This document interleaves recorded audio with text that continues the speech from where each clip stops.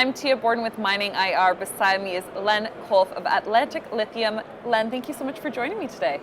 Thank you. Great to be here. It's been a busy conference already. It's only day one. Are you having fun? Yeah, we are. It's been 3 years since I've been in London, so great to be back. I studied here actually, but fantastic to be here with the Atlantic Lithium story. It's come a long way, and this is where it all started. Can you give us a little bit of background on the company? Sure, yeah, so we're dual listed, AIM and ASX. ASX listing was just in September.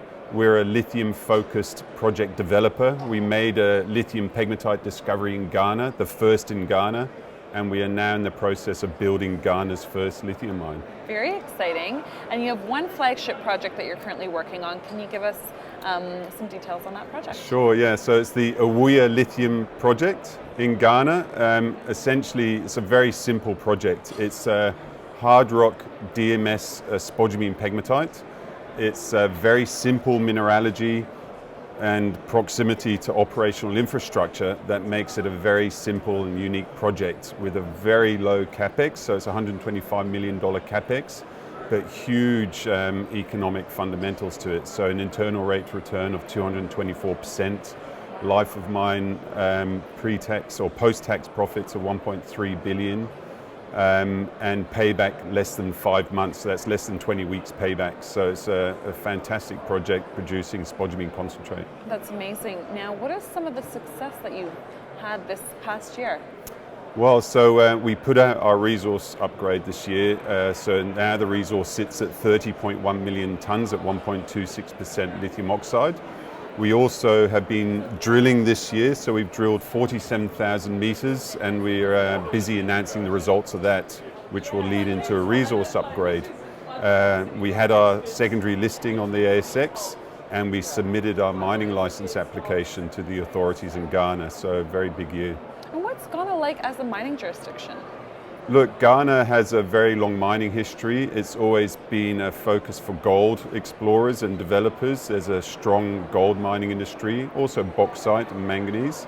But we firmly put Ghana on the map in terms of a lithium jurisdiction, and you're now starting to see a lot more explorers coming in.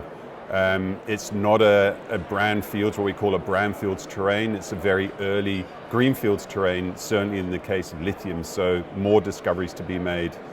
And yeah, long mining history, therefore very well trained local labour force across the mining spectrum, so very good pro-mining jurisdiction. That's amazing.